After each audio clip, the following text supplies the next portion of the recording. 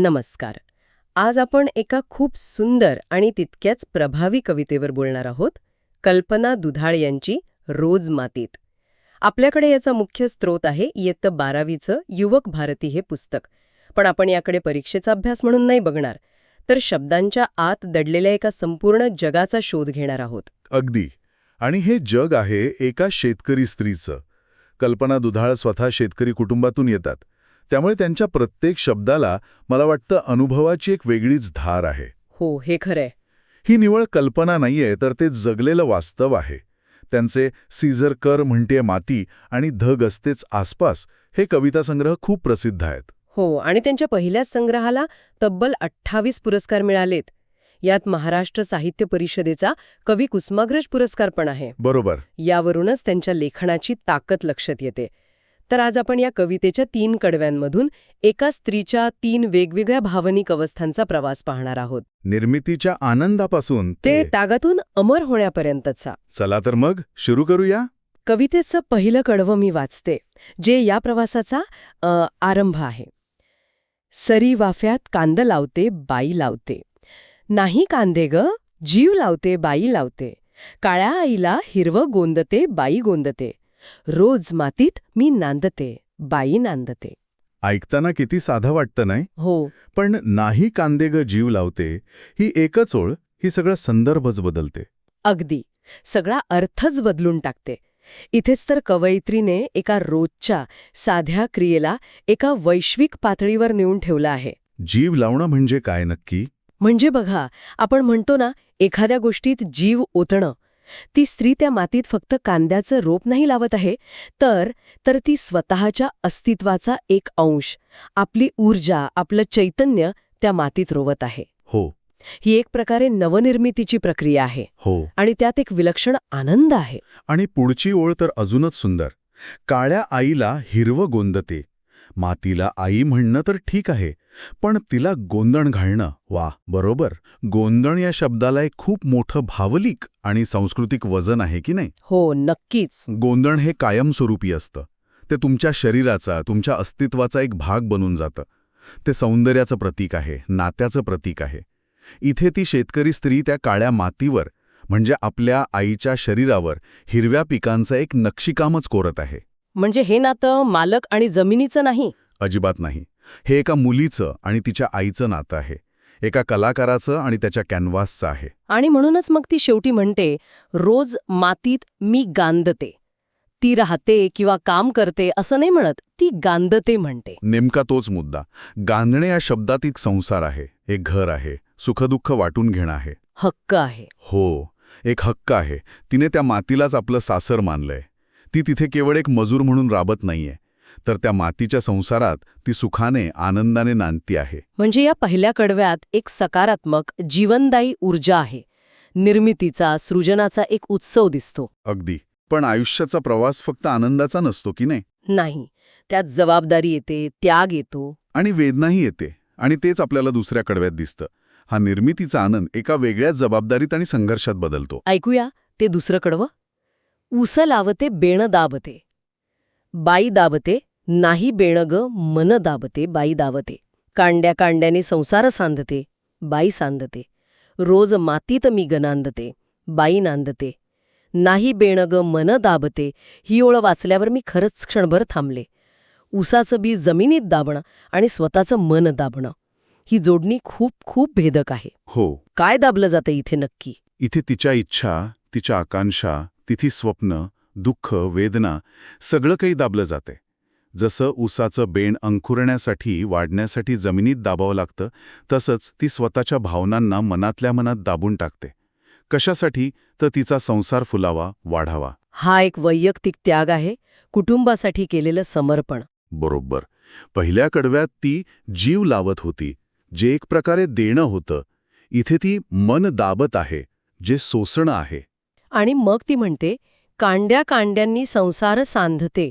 सांधणे म्हणजे जोडणे, शिवणे, काहीतरी तुटलेलं पुन्हा एकत्र आणणे. अगदी.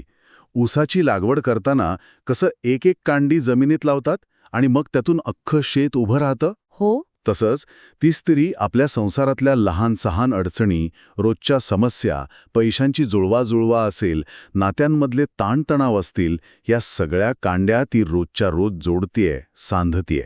तिचा संसार म्हणजे काही परिकथा नाहीये. नाहीच, तो रोजचा कष्टाने, त्यागाने सांधलेला आहे, जोडलेला आहे.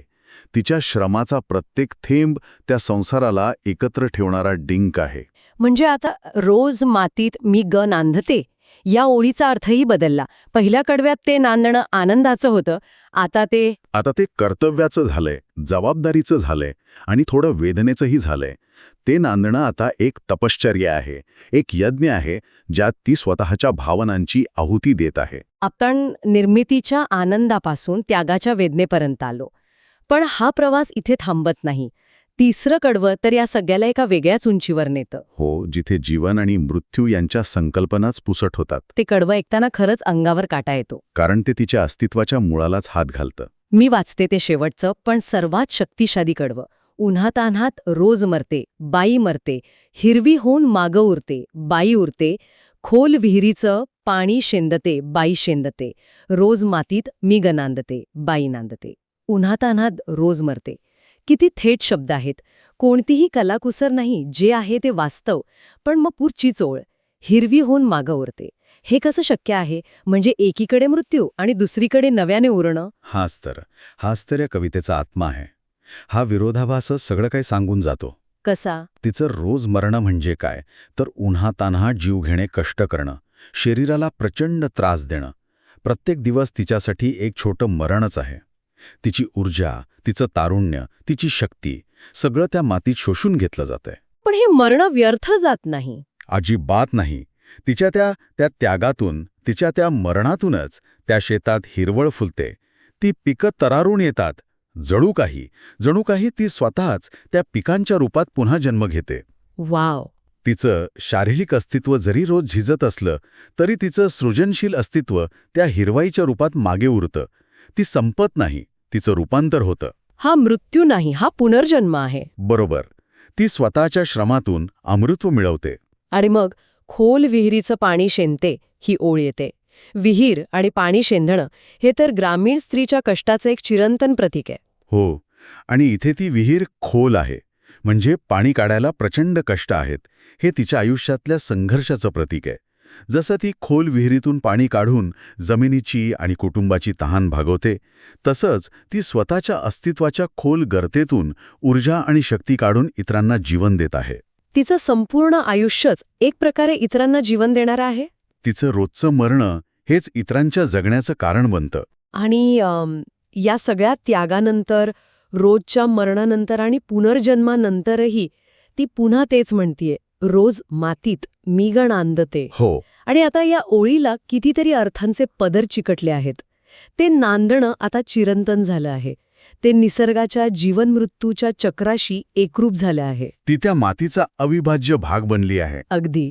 तिचं अस्तित्व त्या मातीपासून वेगळं करताच येणार नाही. तर या संपूर्ण प्रवासातून, या 3 कडव्यांमधून आपण काय घेऊन जायचं?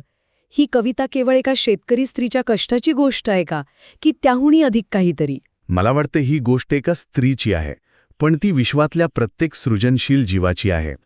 या कवितेचा गाभा आहे निर्मिती, त्याग आणि त्यातून मिळणारं सातत्य. हो. स्रोतामध्ये म्हटल्याप्रमाणे या साध्या शब्दांमधून एक अंतस्थ वेदना थेट काळजापर्यंत पोचते. पण मला काय वाटतं, ही केवळ वेदनेची कविता नाहीये, तर ही सामर्थ्याची कविता आहे. ती स्त्री परिस्थितीपुढे हतबल नाही. ती परिस्थितीला सामोरी जाते, तिला आकार देते आणि स्वतःच्या अस्तित्वाचा ठसा मागे सोडून जाते. आणि हे आजच्या काळात खूप महत्वाचं आहे, नाही का? आपण सगळेच निसर्गापासून, मातीपासून खूप दूर आलो आहोत. खूपच जास्त. आपल्यासाठी अन्न म्हणजे सुपरमार्केटच्या शेल्फवरची एक वस्तू. पण त्या वस्तूमागे एक जीव लावलेली, मन दाबलेली आणि रोज मरणारी एक व्यक्ती आहे, हे आपण विसरून जातो. अगदी बरोबर. ही कविता त्या अदृश्य श्रमाला दृश्यमान करते. ती आपल्याला केवळ एका स्त्रीच्या श्रमाबद्दल नाही सांगत, तर माणूस आणि निसर्ग यांच्यातील त्या आदिम, अतूट नात्याची आठवण करून देते. हो, ती मातीला काळी आई म्हणते, तिच्यावर गोंधण काढते. हे नातं केवळ गरजेचं किंवा आर्थिक नाही, तर ते प्रेम, वात्सल्य आणि निर्मितीचं आहे. तर मग आजच्या या चर्चेनंतर आपल्या श्रोत्यांसाठी एक विचार सोडून जाऊया का? नक्कीच. पुढच्या वेळी जेव्हा आपण आपल्या ताटातील भाकरीचा किंवा चपातीचा घास मोडू, तेव्हा क्षणभर थांबूया आणि विचार करूया की त्या घासामागे केवळ धान्य नाही, तर त्या धान्याला वाढवण्यासाठी एका स्त्रीनं स्वतःचा जीव लावलेला आहे, स्वतःचं मन दाबलेलं आहे आणि हिरवी होऊन उरण्यासाठी ती रोज मेलेली आहे. हा विचार जर मनात शिरला तर अन्नाकडे आणि ते पिकवणाऱ्या हातांकडे पाहण्याचा आपला दृष्टिकोनच कदाचित कायमचा बदलून जाईल. हो, तो घास मग केवळ पोट भरणार नाही, तर तो एका जीवनगाथेचा प्रसाद वाटेल.